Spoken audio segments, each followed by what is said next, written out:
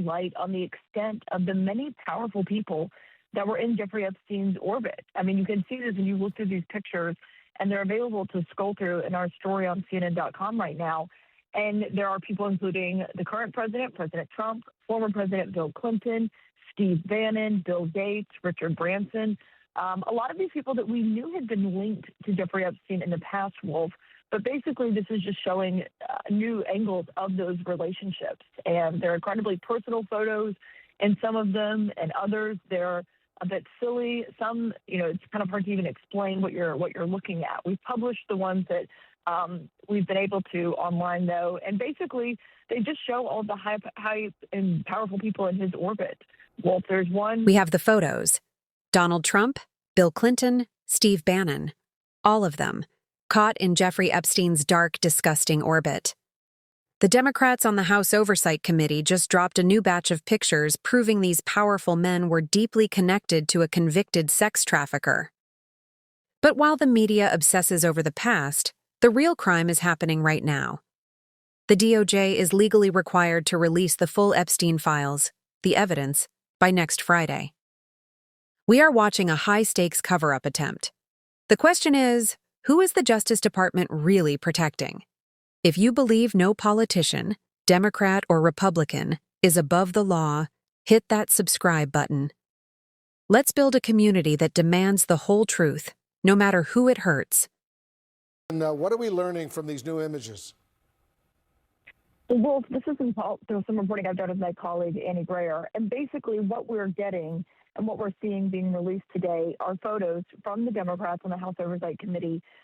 It's from Jeffrey Epstein's estate, which has been turning over emails and other records of his from his life. This latest production is over 95,000 photos that he had on his computer, on his email server. And basically what they do, Wolf, is just reinforce and shed new light on the extent of the many powerful people that were in Jeffrey Epstein's orbit. I mean, you can see this when you look through these pictures, and they're available to scroll through in our story on CNN.com right now. And there are people including the current president, President Trump, former President Bill Clinton, Steve Bannon, Bill Gates, Richard Branson. A lot of these people that we knew had been linked to Jeffrey Epstein in the past, Wolf. But basically, this is just showing new angles of those relationships. And they're incredibly personal photos, and some of them and others, they're a bit silly. Some, it's kind of hard to even explain what you're looking at. We've published the ones that we've been able to online, though, and basically they just show all the high and powerful people in his orbit. Well, there's one where it's got Bill Clinton with Epstein. There's one that includes Steve Bannon, who, as you remember, was a huge advisor to President Trump from his 2016 campaign and also worked for him in the White House.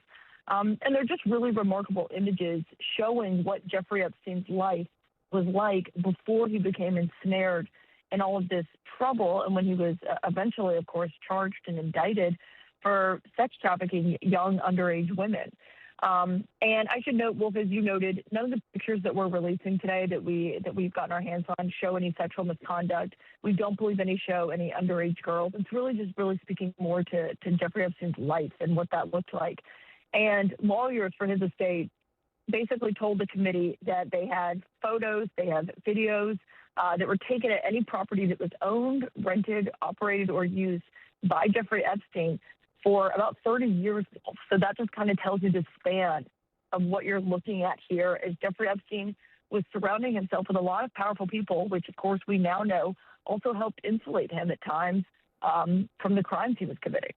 Let's go live right now to our senior reporter, Annie Grayer, who is working the story for us. What are we learning, first of all, Annie, from these new images, and what are lawmakers saying about all of this? Well, Wolf, there are 19 images released by the Democrats on the House Oversight Committee, and they're still combing through over 95,000. But these photos really give us an inside look into the most powerful men in the world that Jeffrey Epstein was connected with. And 3 of those photos include President Donald Trump. One of them is with the president and 6 women whose faces are blurred out. There's another photo of the president and 1 woman whose face is blurred out, and a third photo of the president, Epstein, and a woman whose face is not blurred. Then there is a photo of what appears to be a box of novelty condoms with President Trump's face on it, with a price tag of $4.50, with the caption saying, "I'm huge." And Trump is not the only one who is featured in these photos. There's also images of Alan Dershowitz, Bill Clinton, Bill Gates, Woody Allen. These are some of the most powerful men in the world that have been known to be connected to Epstein previously, but these photos just provide more context on their relationship. There's no evidence of sexual misconduct or sexual activity in these photos, and it doesn't appear that any of the women in these photos are underage, but they come from Epstein's Gmail account. It's unclear who took these photos or what the context was around them, but it's part of the Oversight Committee's broader investigation into Epstein, where they've received thousands of documents. Listen to the top Democrat on the Oversight Committee who spoke with reporters this morning upon these new photos release. It will take days and weeks to ensure that we got those photos and that a redaction is done in the appropriate way. Let me just also say that clearly we have put out, I think maybe 15 to 20 of those photos this morning. Democrats have. We will continue to put out more photos in the days and weeks ahead. But I just caution folks that the redaction process and ensuring that we are protecting the survivors and the women who were abused by Epstein are protected. Now, Republicans on the panel who are also conducting this investigation are accusing Democrats of cherry-picking photos here because, again, these are only 19 photos released over the 95,000 that the committee will have access to and start combing through. But all of this comes as we are waiting for the Department of Justice to release all of the files it has on the Epstein case in its possession that is required by law after passing in Congress last month. Clearly, there's been an enormous amount of information that have been provided to Congress and the Justice Department, for that matter, from the Epstein estate. Do we anticipate there's a lot more still to come?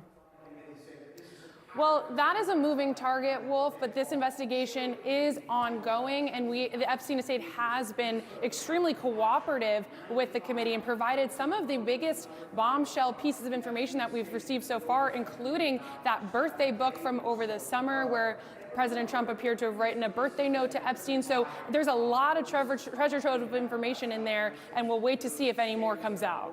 Republican Congressman Thomas Massie of Kentucky is speaking about the decision to release that and to release more documents. He's in favor of releasing more of the Epstein files. Listen to this. But we'll see. Have you seen some of these photos that Democrats on the House Oversight Committee put out this morning from the Epstein estate? I have not.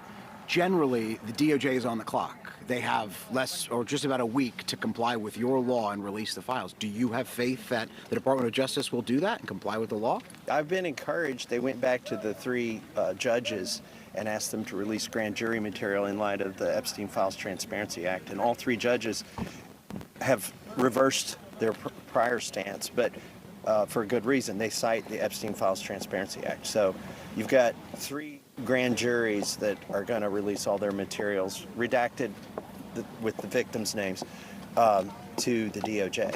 So it's a good sign that the DOJ went back and asked for that grand jury material. If DOJ doesn't release the files it has by next Friday, is there anything Congress can do to compel that to happen? Well, I mean, it's a crime if they don't. It's not like they're in contempt of Congress because they didn't respond to a subpoena. This is a new law with, criminal implications if they don't follow it. But I was encouraged, again, by the fact that they went back to these three judges and got the judges to release the grand jury material to the DOJ. Thank you, Is that grand jury material enough, do you think, No. to comply with the law? No, the grand jury material is just a small fraction of what the DOJ needs to release, because the FBI and DOJ probably has evidence that they chose not to take to the grand jury, because the evidence they're in possession of would implicate other people, not Epstein or Maxwell. So the grand jury material is probably going to just be mostly facts and evidence that was used to convict those two. And what we want to see are the facts and evidence that the FBI and the DOJ have never given to a grand jury. Let's cut through the noise immediately. The right is going to spend the next week screaming about Bill Clinton. And you know what? Let them. If Bill Clinton committed crimes, if he abused underage girls, if he used his power to exploit the vulnerable, then investigate him, charge him, and lock him up. That is the difference between the Democratic base and the MAGA movement. We don't worship our politicians. We don't need a hat or a flag to define our identity.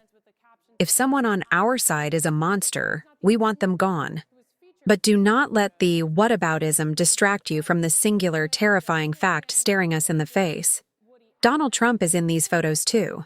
And I don't just mean he's in the background. We are talking about photos of the President of the United States with a woman whose face is unblurred, and others with 6 women whose faces had to be blurred. We are talking about a man who filled his cabinet with people like Steve Bannon, who is also in these photos. This destroys the narrative that Trump was just a casual acquaintance who banned Epstein from Mar-a-Lago. You don't have novelty condoms with your face on them at the home of a guy you barely know. You don't appear in 95,000 photos and emails if you're just a casual observer. But the photos are just the tip of the iceberg.